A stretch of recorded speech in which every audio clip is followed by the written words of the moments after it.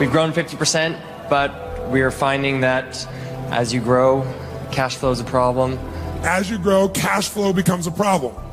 Now, when people say things, here's what we want to train ourselves to do. This is a new question we want to ask whenever you hear something that's a limit in yourself or anyone on your team. The question you want to ask is it possible to be in that business and grow without a cash flow problem? What's the number one obstacle business owners face in growing their company, and how do you solve it? My name is Mark Pasha. I'm the CEO and co-founder of Robbins Coach Training. And in the next 6 minutes, we're going to see Tony Robbins helping a business owner named Shane to break through the limiting factor that was stopping his business growth. We're going to start with Shane standing up to ask a question at Tony's live seminar called Business Mastery. And we'll see that within one short conversation, Shane's business obstacle was turned around. Let's go. My name is Shane Knight, and I'm in the fire and water damage restoration business. My dad started it, and I joined him about 3 years ago. And we've grown 50%, but we are finding that as you grow, cash flow is a problem. And so we're here to figure out how to grow another 100% this year. So I hear you're in the fire and water restoration business, and he said, as you grow, cash flow becomes a problem.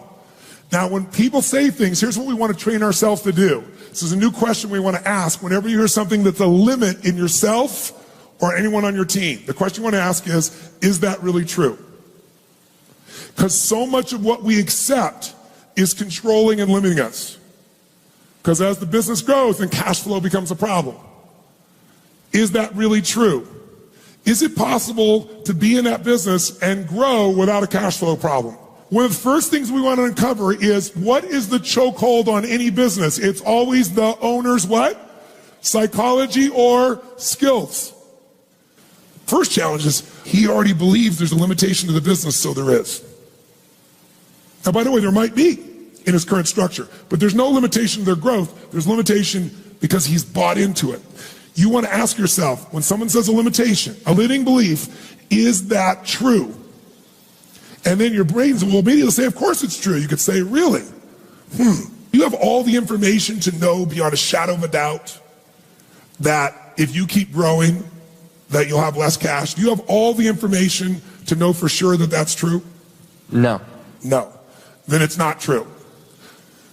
How do you feel, Shane, when you believe the thought that the more we grow, the less money we're going to have?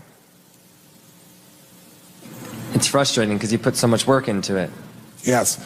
And when you feel that frustration, what else do you feel? What do you start to believe? Stressed out. Stress out? What else? And you feel like, why are you putting all this time and effort into it? Do you all hear that?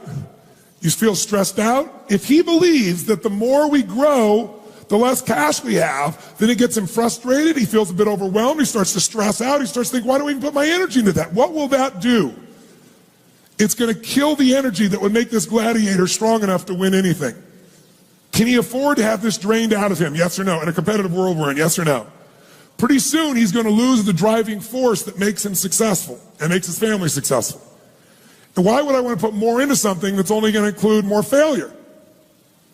Ultimately, what do you start thinking about the business when you believe that? What do you start thinking about the business? Tell me the truth. You start thinking about other businesses you could do. That's right. Which, by the way, that might be useful. If it's really true, when we investigate thoroughly, that there's no way to grow this business profitably for things that are outside our control, then he might need to investigate other businesses. Are we supportive of that, yes or no? But only after we first investigate, is this a psychological or a skill limitation as opposed to an environmental one? So if that thought didn't exist, that growing equals no cash and no profit, you would feel what? Empowered. Yes. By the way, how many can hear the difference in his voice right now? Say aye. And in that empowered state, what would you go do? Tell me what you'd go do. Specifically? Yeah. Tell me 3 things you go back and do that you know would grow the business and help its profitability. I would go sell the big insurance companies that I'm been afraid of selling because I didn't think we could handle it. Ah, interesting. And what would be the advantage in that? Well, it's much better to have one large corporate customer than chasing 10, 12 dozen different sources of referrals. And what if you had 5 quality large customers, not just one, so you were never dependent upon somebody that might then take away your whole business? Or 6? Then we would be 5 or 6 times larger. Yes. More to manage or less to manage for you in terms of that client-based management? Depends whether or not I change my style. Give him a hand, ladies and gentlemen, give him a hand. So what's the second thing you do? I have an elite high-end brand I want to create, and I think that would be a great opportunity to grow. Tell me the third thing. I'd hire someone to do most of what I do during the day today. And what would you pay him? As much as it took. That's right. What do you think it would take to have somebody really impeccable to do the stuff you do during the day today? 80 or 90,000 a year. That's right. So how much business how many clients or accounts would you have to get to pay for that person so you'd have freedom to do the more strategic things that really matter?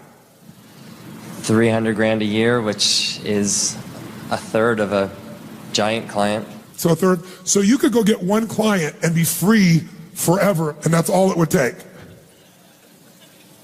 That's right. This is what I love about you guys. Every person in this room has already got the answers they need. The problem is you've got some unconscious, invisible barriers you don't even know are there. You got the answers or you can find them. He knows exactly what to do to grow this business. We transform this, you can create freedom. We transform this, you're going to own your pride at another level. You transform this business, you're going to have your economics transform, which will give you other resources to give, to share, to enjoy, to explore, to discover, to make a difference with, to create new things with. The whole game of business, it's a spiritual game. You know what it's about? Taking the invisible thought or desire or idea you have and turning that into reality. Give them a hand, ladies and gentlemen.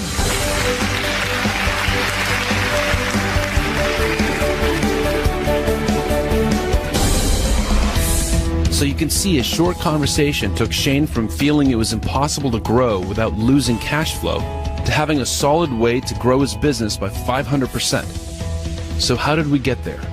Tony showed Shane how to make 3 big moves. So let's break it down and see how it works. The first move is find the unspoken assumptions. If a business owner is feeling disempowered, you can bet that there's an unspoken assumption they're accepting without knowing it. And this unspoken assumption is limiting their growth. Here's the thing. As a business owner, your job is to break down the limitations holding you back. So the question to ask yourself is, what am I accepting about my business that's controlling and limiting me? When you find that limit, you can work with it. Here's what Tony told Shane. He already believes there's a limitation to the business, so there is. Now, by the way, there might be in his current structure, but there's no limitation to their growth. There's limitation because he's bought into it. You want to ask yourself, when someone says a limitation, a limiting belief, is that true? Next move, challenge the unspoken assumption. Henry Ford said, if you think you can do a thing or you think you can't do a thing, you're right. Whatever you believe, you make it true. Shane's belief that business growth equals negative cash flow had probably cost him a year of growth at that point. So Tony challenged Shane's unspoken assumption.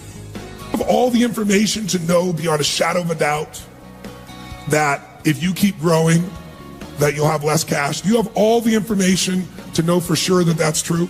The bottom line is, if you haven't examined a business limitation in complete detail, you have no way of knowing whether or not it's true. Instead of getting into the nitty-gritty and solving the problem and breaking through, you start believing that the problem is necessary, and then it becomes your life. Like Shane, who believed that we can't grow because growth equals negative cash flow. If you believe something like that, your business growth is basically on hold. The other reason why you're not solving the problem is that you don't have the right skill set. Shane doesn't understand the cash flow enough to solve the problem. He's missing that skill set. So what he needs to do is get help from someone who does know how to solve that problem. Soon after this conversation, Tony instructed Shane to get a CFO service, a Chief Financial Officer, to really investigate the cash flow so that it could be solved. And when Shane got to work on this cash flow problem, he discovered the problem wasn't growth. The problem was that he had the wrong person handling the finances. That's a big discovery.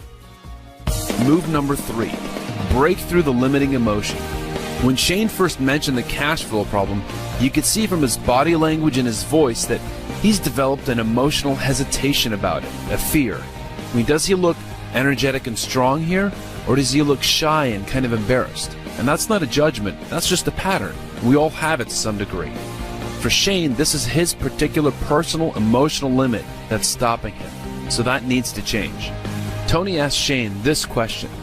What do you feel, Shane, when you believe the thought that the more we grow, the less money we're going to have? Stressed out. Stress out? What else? And you feel like, why are you putting all this time and effort into it? Did you hear that? Shane's assumption that growth equals negative cash flow, that thought stresses him to the point that he's starting to opt out of his own business. You can't lead a team when you're in that state. He wants to grow, but he feels somehow the business can't. Can he grow his business when he's not fully committed to it? I doubt it. You see, the problem isn't the business. The problem is that he's accepted the unspoken assumptions. If Shane could unload this helplessness, what kind of energy would be freed up? Tony asked Shane. So if that thought didn't exist, that growing equals no cash and no profit, you would feel what? Empowered. Yes. By the way, how many can hear the difference in his voice right now? Say aye.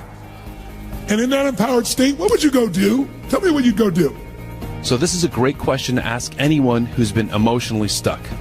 If that thought didn't exist in you, how would you feel? And what are 3 things you'd go and do? The odds are the owner knows what the business needs, except they've been bogged down by unspoken assumptions, disempowering emotions, and the bad performance that comes with it.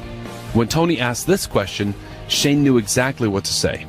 I would go sell the big insurance companies that I'm been afraid of selling because I didn't think we could handle it. More to manage or less to manage for you in terms of that client-based management?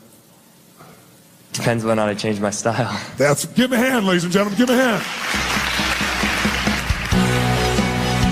Now, this is what a business owner looks like when they've challenged their assumptions and dropped their emotional baggage. New ideas for growth are right there under the surface, and instead of saying that he can't handle it, Shane sees that he can make it happen. I'd hire someone to do the most of what I do during the day today. And what would you pay him? As much as it took. That's right. What do you think it would take to have somebody really impeccable to do the stuff you do during the day today? 80 or 90,000 a year. That's right. So how much business how many clients or accounts would you have to get to pay for that person so you'd have freedom to do the more strategic things that really matter? 300 grand a year, which is a third of a giant client. So a third. So you could go get one client and be free forever, and that's all it would take. That's right. In just a few minutes, Shane shared 2 ideas that will build his business to the legacy point. He can serve the large corporate clients who will provide much more income and free him up from a lot of marketing logistics. And he can use the proceeds of one of those clients to replace himself as the operator. This is the path of leverage in a business. He'll have even more energy and focus to work strategically to take the business to the next level. Now look at his body language. This is an owner with a plan for the future he wants, and who now has the emotional energy to carry it out. So the next time you hear someone tell you their limitations, take a second and watch their body language. A skillful coach can take someone from disempowered to full strength within a short conversation. So remember the 3 big moves. 1, find the unspoken assumption. 2, challenge that assumption. And 3, break through the limiting emotion. So I hope you've enjoyed this, and I hope you can use this to create positive results in your life as well as those around you. This is Mark Pescia signing off. Talk to you soon.